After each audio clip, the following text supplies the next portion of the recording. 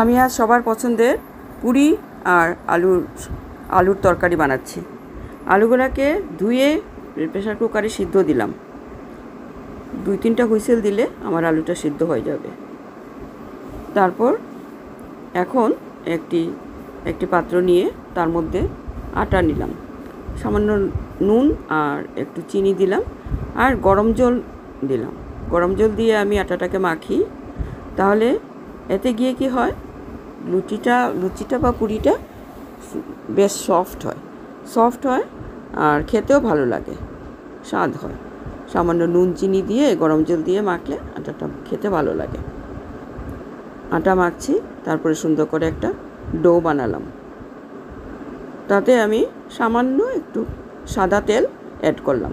সাদা তেল দিয়ে একটু সময় রেস্টে রাখলাম। তারপর ছোট ছোট লেচি কেটে রাখলাম। সবগুলো লেচি আমার হয়ে গেল। এখন হাত দিয়ে গোল গোল করব, সুন্দর করে গোল গোল করব। আমার সব গোল গোল করা হয়ে গেল লেচিগুলো।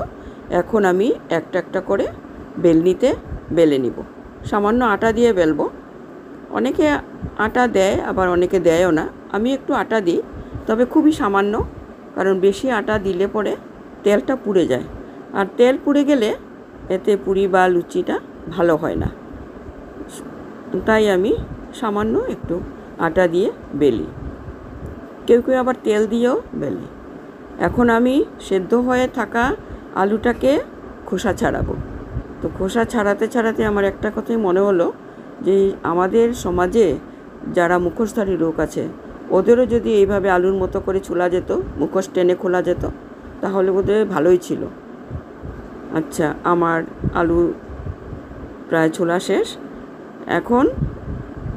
এখন আগুন জ্বালিয়ে কড়াইটা বসাবো। তারপর তেল দিয়ে কেটে রাখা পেঁয়াজ, টমেটো, সামান্য কাঁচা লঙ্কা, আদা, এগুলো আমি তেলের মধ্যে দিয়ে ভাজা করব।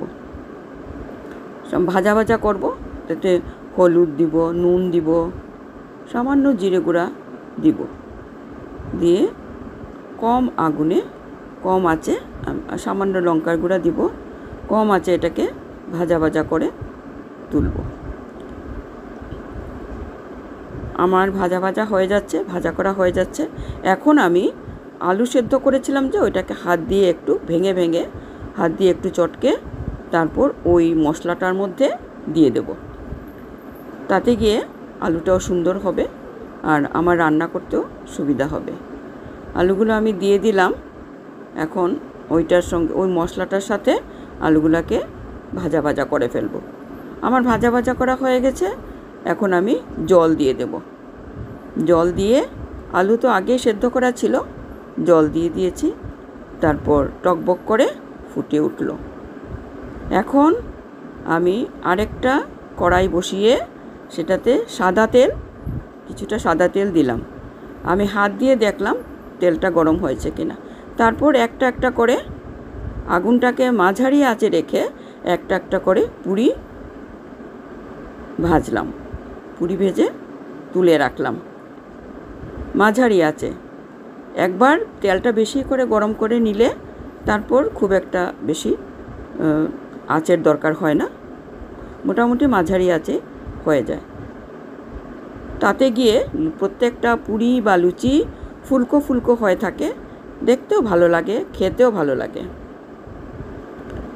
আমার পুরি সবগুলো বলা হয়ে গেল, ভাজাও হয়ে গেল। এখন খাওয়ার পালা। বাটিতে নিলাম।